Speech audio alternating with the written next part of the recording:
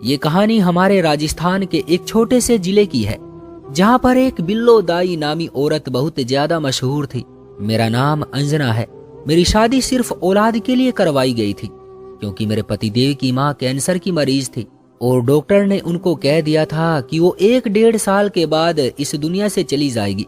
उनके इलाज के लिए 50 से 60 लाख रुपये चाहिए थे, जो कि उन लोगों के पास नहीं थे। इधर उधर से भी करते तब भी ये लोग इतने पैसे नहीं जमा कर सकते थे। मेरा पति ही इस घर में सिर्फ कमाने वाला था। मेरे ससुर इस दुनिया से जा चुके थे। रिश्तेदार इन लोगों को वैसे ही अच्छा नहीं समझते थे, या फिर ये ही रिश्तेदारों को बुरा समझते थे। बहरहाल उनके यहाँ रिश्तेदारों का ज्यादा आना जाना नहीं था, इसलिए बूढ़ी सास ने कहा कि मरने से पहले वो बेटे की शादी करना चाहती है, ताकि पोते पोतियों की शक्ल देखकर ही इस दुनिया से जा सके। मैंने शादी से पहले अपने पति को हमारे मोहल्ले में अक्सर आते जाते देखा था और मुझे वो बहुत अच्छे भी लगते थे। जब मुझे मेरे होने वाले पतिदेव की तस्वीर दिखाई गई तो मैंने तुरंत पहचान लिया। मैंने तो बस ऐसे ही इसे अपने मोहल्ले में आते जाते देखकर ये सोचा था कि अच्छा खूबसूरत नौजवान है। ये नहीं पता था कि यही मेरा पति बन जाएगा। मेरे घर रिश्ता आया। मेरे माँ बाप ने भी उस लड़के की माँ की बीमारी को मद्देनजर रखते हुए शादी के लिए तुरंत हाँ कर दी। हम लोग वैसे भी शादियों में ज्यादा धूमधाम करने के आदी नहीं थे। मेरे कान के पास एक काला निशान था, जिसको मैं हमेशा छुपा कर रखती थी। मेरी माँ ने कहा कि जब तक शादी नहीं हो जाती किसी को भी इस बारे में पता नहीं चलना चाहिए। हालांकि वो निशान बहुत ही गौर करने पर नजर आता था। मेरी माँ का कहना था कि लड़कियों के चेहरे पर निशान हो तो लोग हजारों तरह की बातें बनाते हैं। मैं बालों को इस तरह से कटवाती थी कि वो निशान नजर नहीं आता था। ये भी हमारे लिए बेहतर था कि शादी सादगी से हो रही थी, वरना मेरे रिश्तेदार कुछ इस तरह के नीच थे जो मुझे नीचा दिखाने के लिए कोई झूठ भी बोल सकते थे। सादगी के साथ शादी हो गई। 2-3 दिन बाद ही मैंने अपना घर संभालना शुरू कर दिया। मैं खुश थी, क्योंकि मुझे मेरी पसंद का पति जो मिल गया था। मेरा पति बहुत ज्यादा खूबसूरत था। उसकी आंखें थोड़ी नीलेपन की थी, इसलिए वो और भी ज्यादा खूबसूरत लगता था। उसका नाम दिनेश था। उसने शादी की पहली रात ही मुझे कह दिया कि हमें जल्द से जल्द बच्चे पैदा करने होंगे, क्योंकि मौत से पहले मेरी माँ मेरे बेटे या बेटी को देख कर जाना चाहती है। मुझे भी इस बात से कोई मसला नहीं था, क्योंकि वो बहुत अच्छी औरत थी और वैसे भी उनकी बस इतनी सी ही तो ख्वाहिश थी। एक ऐसा इंसान जो बीमार होकर बिस्तर पर पड़ा है और उसको पता है कि उसने जल्द ही मर जाना है। उसके बारे में सोचकर तो वाकई दिल बहुत घबराता है। मुझे मेरी सास से कोई मसला नहीं था। मैंने अपने पति को कहा कि जैसे वो चाहती है वैसा ही होगा। खैर, शादी के दूसरे महीने के शुरू में ही मैं गर्भवती हो गई। सब लोग बहुत ज्यादा खुश थे और मेरे साथ मेरे पति ने भी सुख का सांस लिया और उसने कहा कि सब कुछ अच्छे से हो जाएगा। वैसे भी डॉक्टर से बात हुई तो डॉक्टर ने कहा था कि मेरी सास के पास सिर्फ 1.5 साल का वक्त है, लेकिन क्या पता उनकी जिंदगी इससे ज्यादा होती।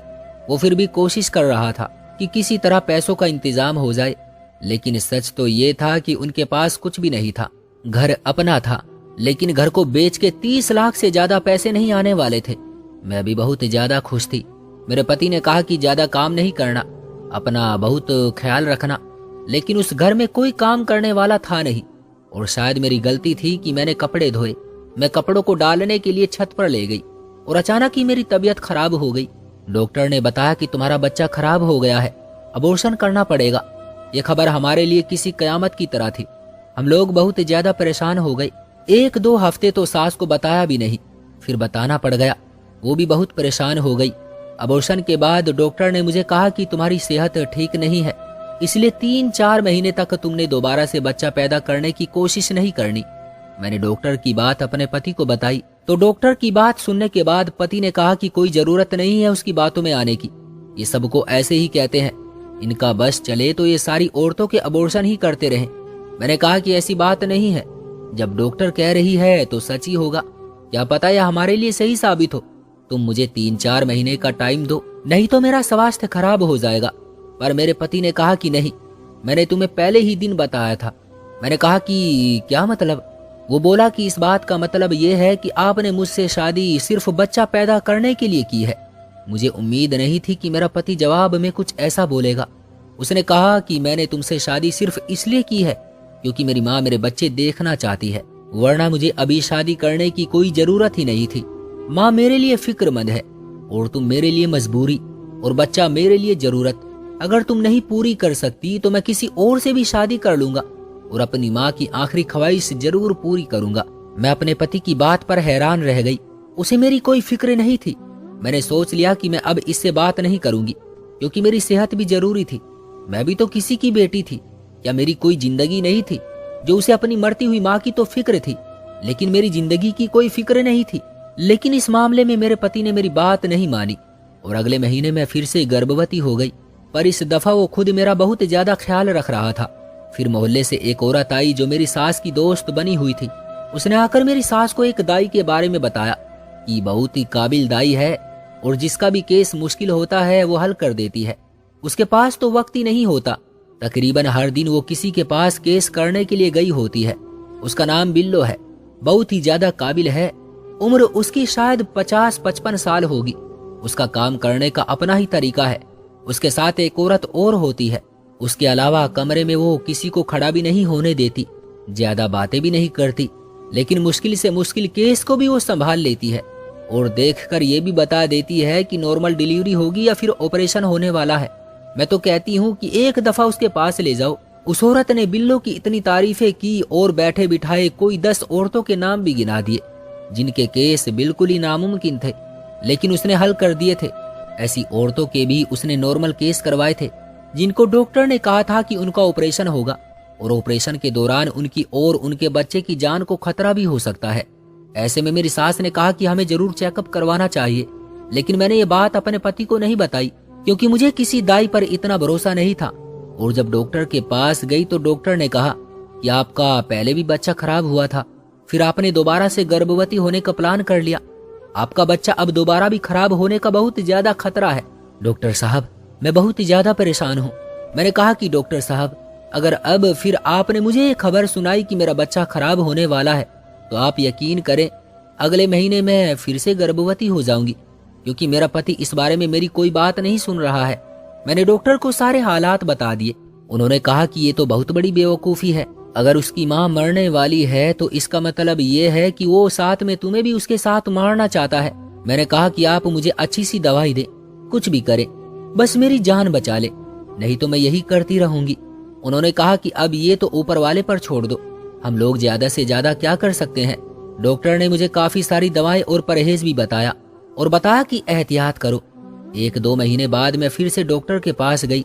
उनका कहना था कि वैसे तो सब कुछ ठीक है, लेकिन तुम्हारा बच्चा बहुत ही ज्यादा मुश्किल में है और तुम बस प्रार्थना करो ईश्वर से कि 7 महीने किसी तरह गुजर जाएं, बस उसके बाद इतना मसला नहीं होगा।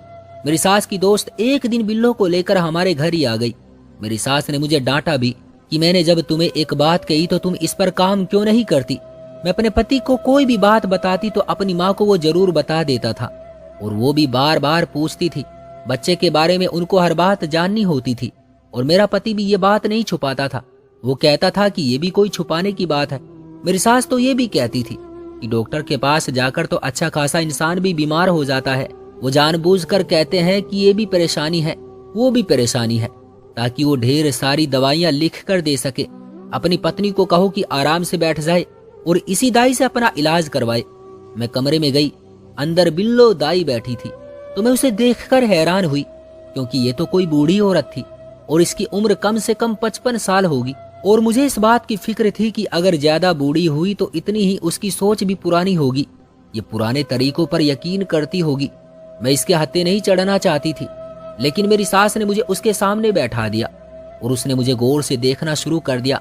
उसके बाद उसने मुझे कहा कि मैं लेट जाऊं और मेरा चेकअप भी किया। मुझे बहुत बुरा लग रहा था और मुझे गुस्सा भी आ रहा था। मैं अपने पति के सामने अपनी सास की कोई बुराई नहीं कर सकती थी, क्योंकि वो बड़ी बीमारी से ग्रसित थी। लेकिन सच बात तो ये थी कि वहां पर पड़े हुए भी मेरी सास ने मेरी जिंदगी हराम कर रखी थी। वो मुझे घर के किसी मामले में बोलने नहीं देती थी, हर बात उनको बताकर करनी पड़ती थी। अगर उनके लिए परहेजी खाना बनता था तो वो कहती थी कि तुम दोनों भी यही खा लो। अब 3 लोग हैं, इस घर में अलग से कौन सा खाना बनाए, पहले ही बहुत खर्च हो रहे हैं। उन्होंने अपने कमरे में चारपाई उस जगह पर डाली हुई थी जहां से कमरे से डायरेक्ट वो किचन की तरफ देख सकती थी। मैं खुद कुछ बनाकर भी नहीं खा सकती थी। पूरा दिन वो मुझ पर नजर रखती थी। जो काम वो देख नहीं सकती थी उनके बारे में मुझसे पूछ लेती थी और वो मुझसे ऐसे सवाल भी कर लेती थी जो उनको नहीं करने चाहिए थे। बिल्लो ने मुझे चेक किया और उसके बाद कहा कि वाकई इसका केस तो बड़ा मुश्किल है, लेकिन ये बात तो हम उसे पहले भी बता चुके थे। वो कौन सी नई बात बता रही थी। फिर उसने कहा कि बहुत मुश्किल हो जाएगी। इस वक्त पर अगर डॉक्टर के पास गए तो वो तो सीधा यही कहेंगे कि ऑपरेशन कर दो, और ऑपरेशन के दौरान बच्चे की जान को भी खतरा हो सकता है। मेरी सास ने कहा कि नहीं नहीं, ये बच्चा हमारे लिए बहुत जरूरी है, मैं इससे मिलकर जाना चाहती हूँ। उसने कहा कि फिर वक्त पर मुझे बुला लेना, नहीं तो बाद में ये ना कहना कि देर हो गई। बहुत ही मुश्किल केस है आपकी बहू का, मैं ही हल करूंगी। मुझे इस बात पर थोड़ा गुस्सा आ रहा था कि ये औरत कोई डॉक्टर थोड़ी है जो डॉक्टर से भी ज्यादा उसके पास तजुर्बा होगा। पर फिर कुछ दिन बाद मुझे मेरी एक दोस्त की कॉल आई जो मेरे ससुराली शहर में ही नौकरी की वजह से आकर रहने लगी थी। उसकी शादी 3 साल पहले हुई थी। उसके ससुराल वालों का घर दूसरे इलाके में था। उसने मुझे कहा कि मैं तुम्हें क्या बताऊं। मैं कहा थी यार, मुझे वक्त ही नहीं मिला, मैं बड़ी बुरी फंस गई थी। मेरा बच्चा होने वाला था। डॉक्टर ने कहा कि केस बहुत मुश्किल है। मैंने तो 9 महीने रो रो कर गुजारे, दिन रात प्रार्थना की, भगवान करे मेरे बच्चे को कुछ ना हो। लेकिन फिर एक औरत मिली जिसका नाम बिल्लो था, और उसने मुझे चेक किया। ऐन वक्त पर वही मेरे पास थी और ऊपर वाले की दया से सब कुछ ठीक हो गया। मैंने कहा कि वही बिल्लो जो लंबी सी है और थोड़ी बूढ़ी है। उसने कहा कि हाँ हाँ वही है।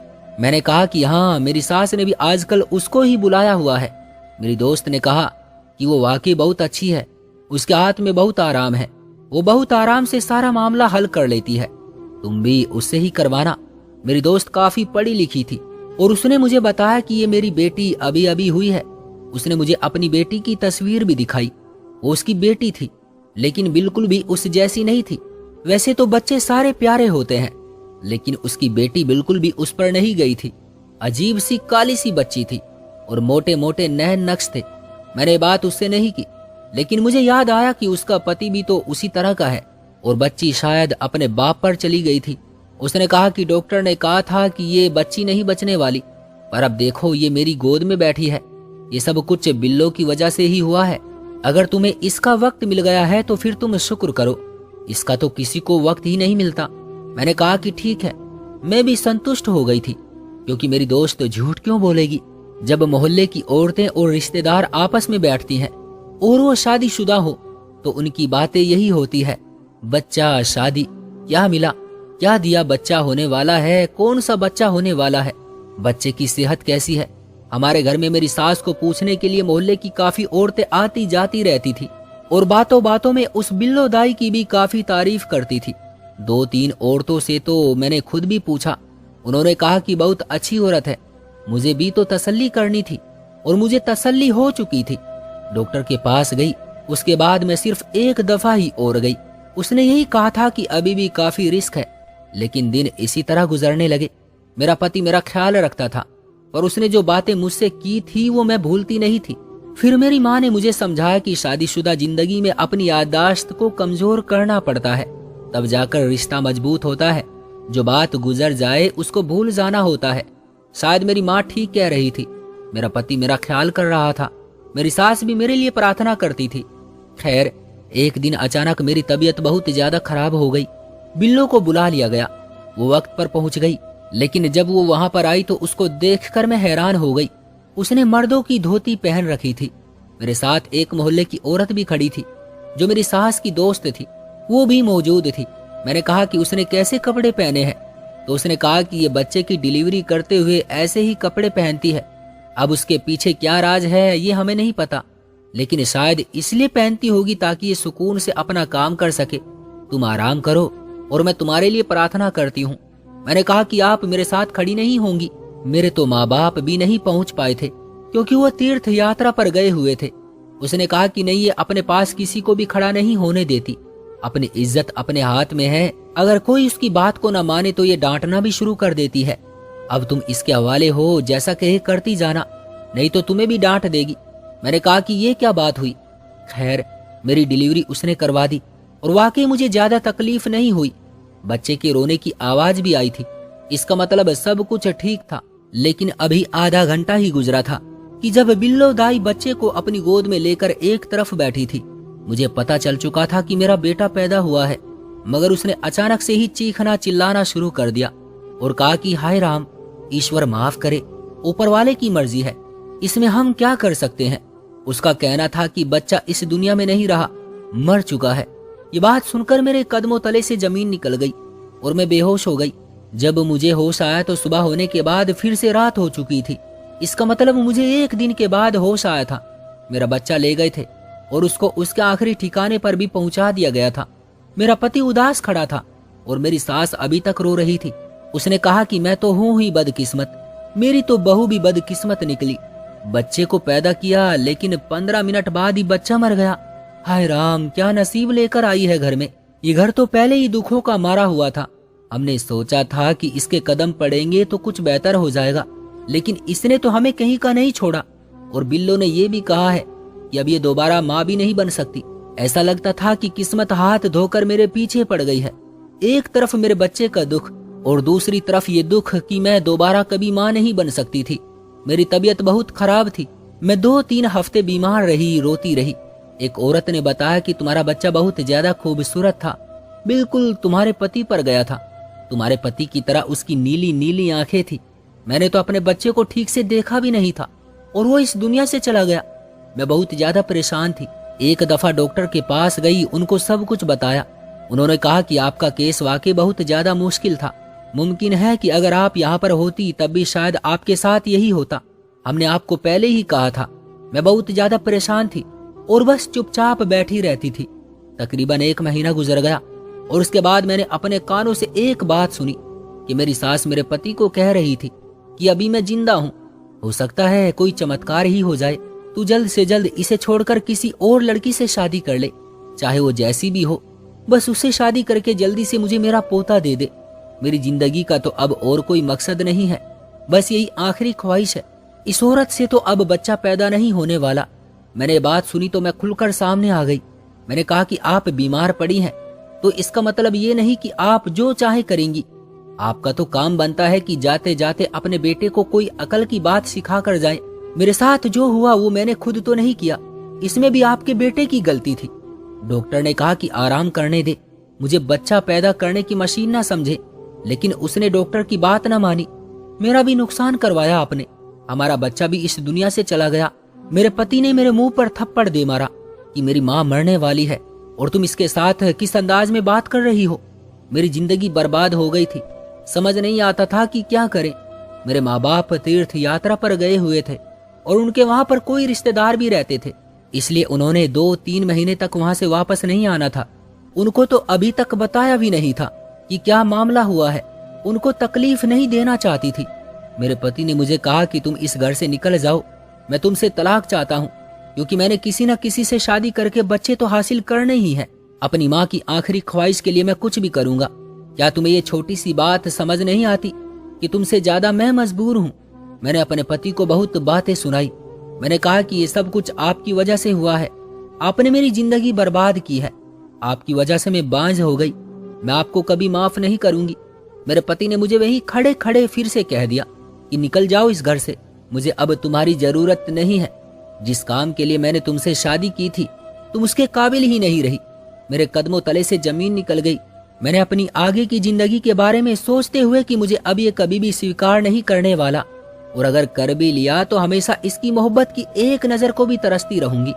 इससे अच्छा तो तिल तिल मरने से बेहतर है कि अलग हो जाए। हमारी तलाक हुई तो मैंने अपनी दोस्त को फोन किया और कहा मुझे वहां से आकर ले जाए, और अपने माँ बाप को भी सब कुछ बता दिया। वो भी 1 हफ्ते में वापस आ गए। मैं अपने माँ बाप के घर आ गई थी। मेरी जिंदगी तो अब बर्बाद हो गई थी।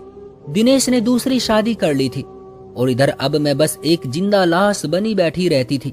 किसी चीज में मेरा दिल नहीं लगता था। दिन इसी तरह गुजरते रहे। एक दिन मेरी दोस्त मेरे घर आई। उसने मुझे कहा कि हमारी एक रिश्तेदार है, उसके घर में बच्चे का बर्थडे है, चलो वहां पर चलते हैं, तुम्हारा भी दिल बहल जाएगा। मैंने कहा कि नहीं, मुझे वहां नहीं जाना, मेरा दिल नहीं कर रहा। उसने कहा कि चलना चाहिए तुम्हें, इस तरह कब तक घर में बैठी रहोगी, बीमार हो जाओगी। मेरे माँ बाप ने भी कहा कि जाओ, वहां पर तुम्हारा दिल बहल जाएगा। मैं अपनी दोस्त के साथ चली गई। उसकी वो रिश्तेदार उसके ससुराल में से थी, बहुत ही ज्यादा धनी औरत थी। जब हम घर में दाखिल हुए तो हैरान रह गए। वैसे तो ये बर्थडे था, पर यहाँ पर तो बहुत ज्यादा खाना बनाया गया था। इतने सारे अतिथि आए थे, बहुत ही धनी लोग थे। सब कह रहे थे कि बहुत ही धनी फैमिली है।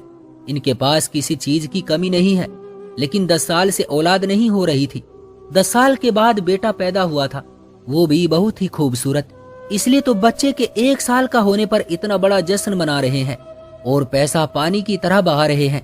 मेरी दोस्त को ऐसी जगह में जाने का बहुत तो शौक था, इसलिए वो तो बहुत एंजॉय कर रही थी। मैं जाकर एक कोने में बैठ गई। थोड़ी देर के बाद सबको खाना दे दिया गया। फिर बच्चे को बाहर लेकर आए। वो औरत बहुत ही खूबसूरत कपड़े पहने हुए थी। उसने बच्चे को उठा रखा था। मैंने जैसे ही बच्चे को देखा, मेरे कदमों तले से जमीन निकल गई। मेरे हाथ पांव कांपने लगे, मेरी सांसें तेज हो गई। वो 1 साल का बच्चा था और मेरी जिस दिन डिलीवरी हुई उस दिन के बाद से भी पूरा 1 साल का ही वक्त बन रहा था। मैंने उस बच्चे को दूर से देखा। उसकी भी नीली आंखें थी और इत्तेफाक से उसके कान के पास भी बिल्कुल मेरी तरह ही एक काला निशान था, जिसे देखकर मुझे एहसास हुआ कि जैसे ये मेरा अपना ही खून है। एक माँ की ममता अपने बच्चे को भला कैसे ना महसूस करती।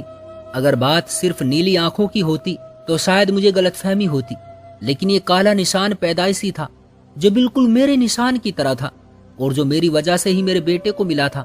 मैं दौड़कर उसकी तरफ गई और बेटे को गले से लगा लिया और चिल्ला चिल्ला कर रोने लगी। सब लोग हैरान हो गए।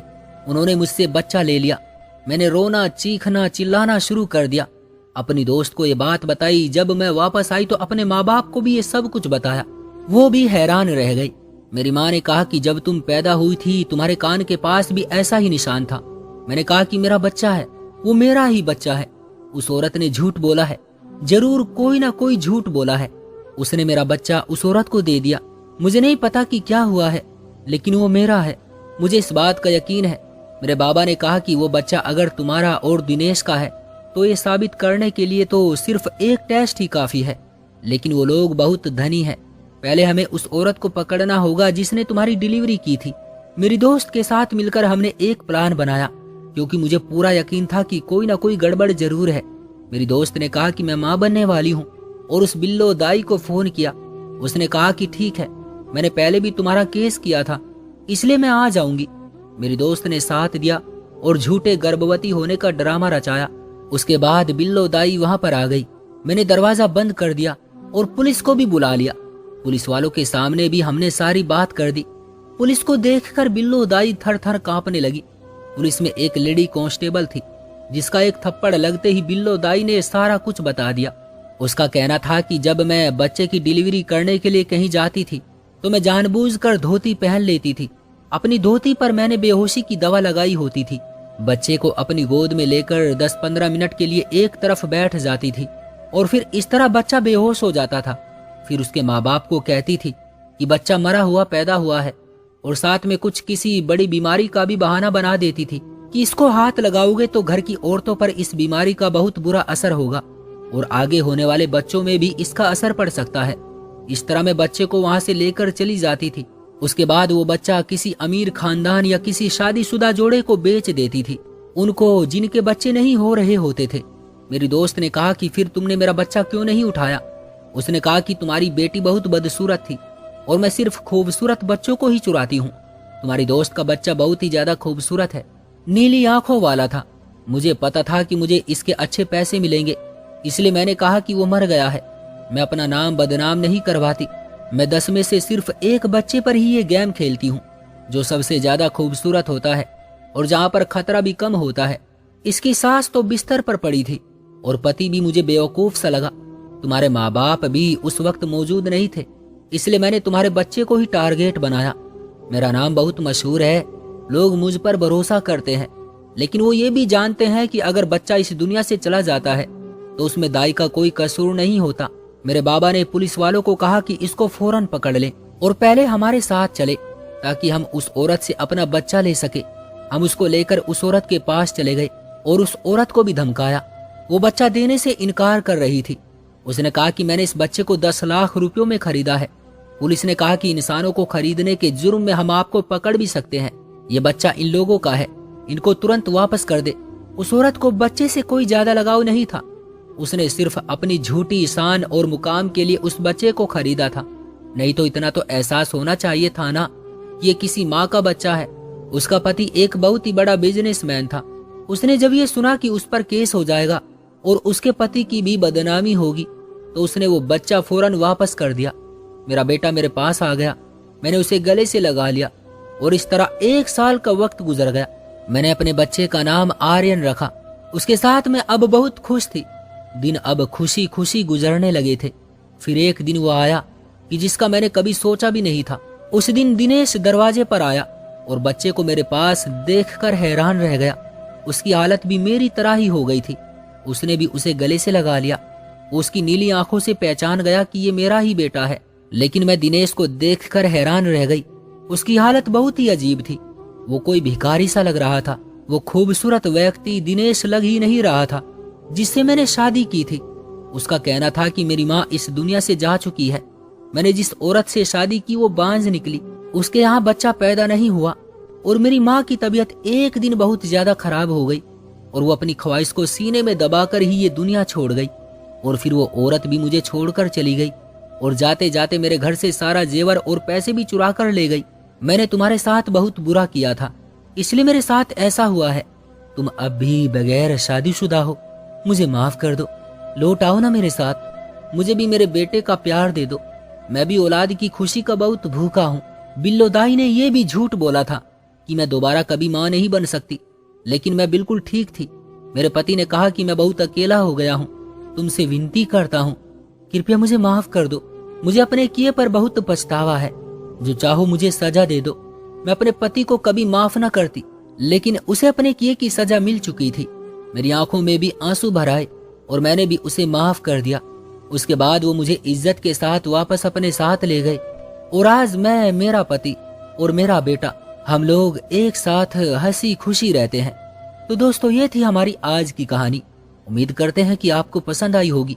आपका क्या कहना है इस कहानी के बारे में, कमेंट करके हमें जरूर बताएं।